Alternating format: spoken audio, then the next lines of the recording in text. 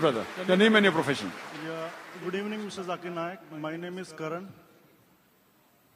and I am a chartered accountant by profession. Actually, a few days back, I started viewing your lectures on YouTube. Firstly, I was very, you can say, irritated by the talks you give. But as and when I explored your more talks, so I was like 80 to 90% convinced what you say is right.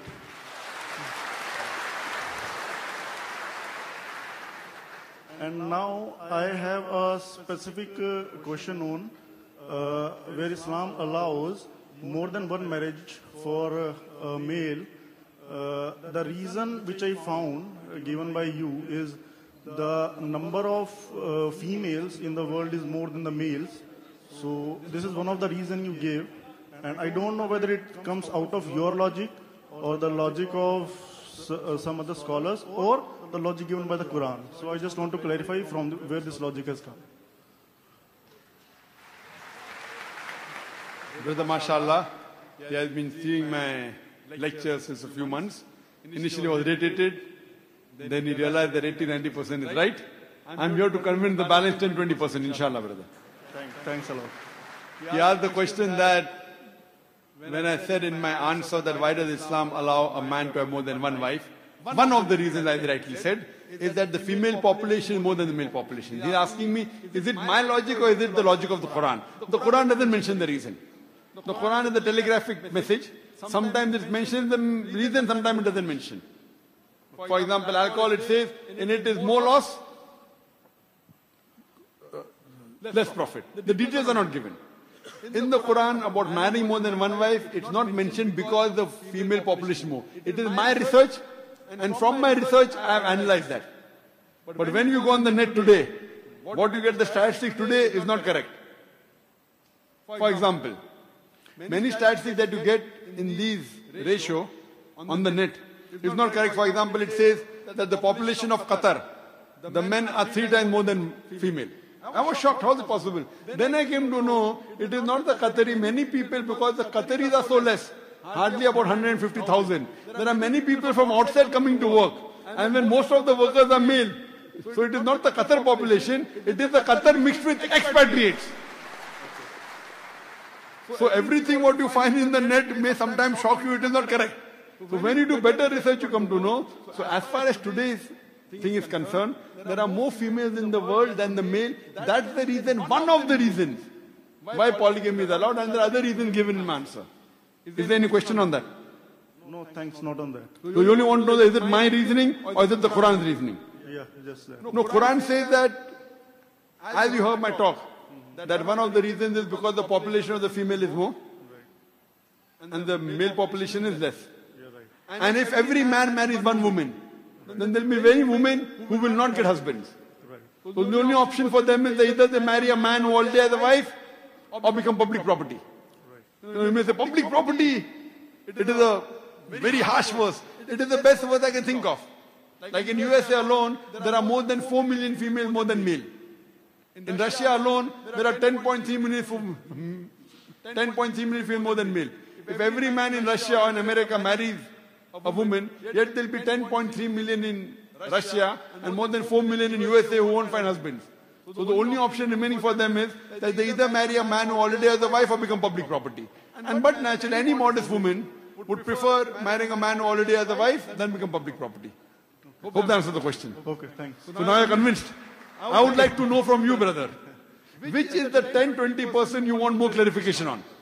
Actually, I'm convinced to an extent, but if you take an interpretation out of the sacred books, then if I am a non-Muslim and if I read a Quran, so I will not get the same meaning if an Islamist read that.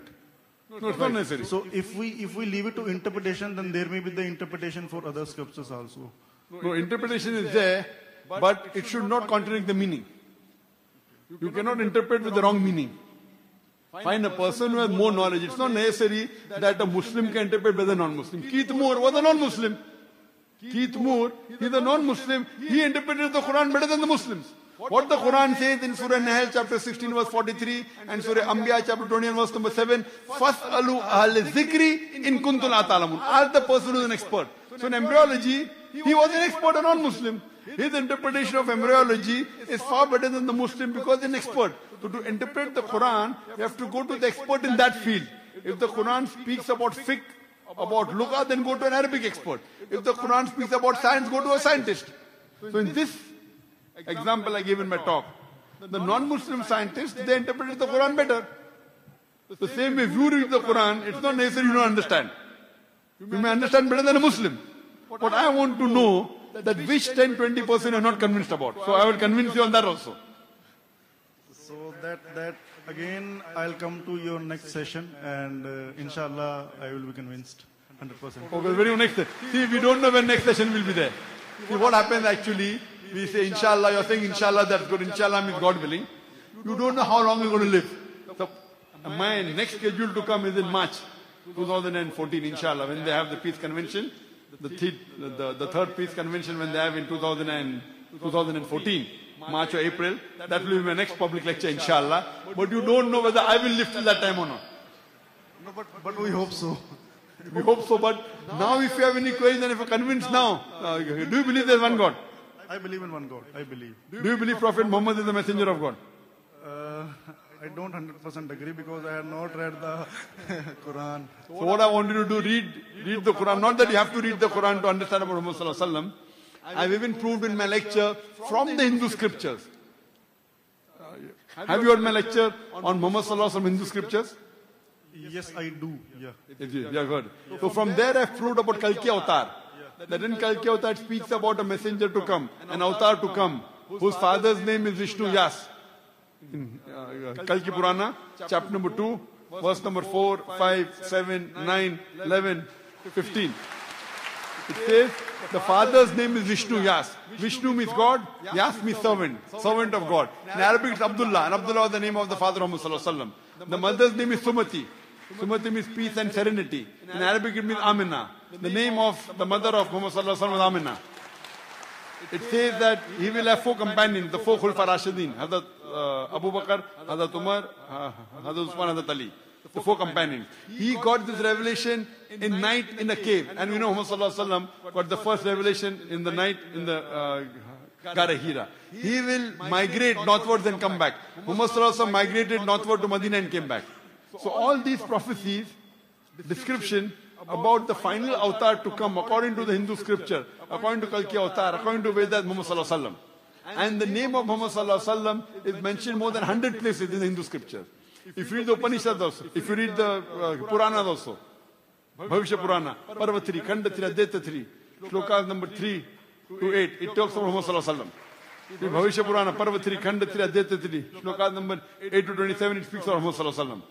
So, have you seen this tape of mine? Sorry, again?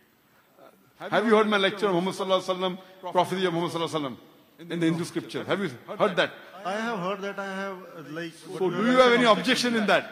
Do you say that no, this is not there in the scripture, this is not there in the Veda? Okay, logical on the face value, accept it, but I have to read my scripture first. Then I can get. Okay, fine. So I request you that you read it as soon as possible. Don't wait till I come in March. Okay. If you are convinced in between, you can take Shahada with any Muslim. If you are not, then when I come, inshallah, we will meet again in March or April.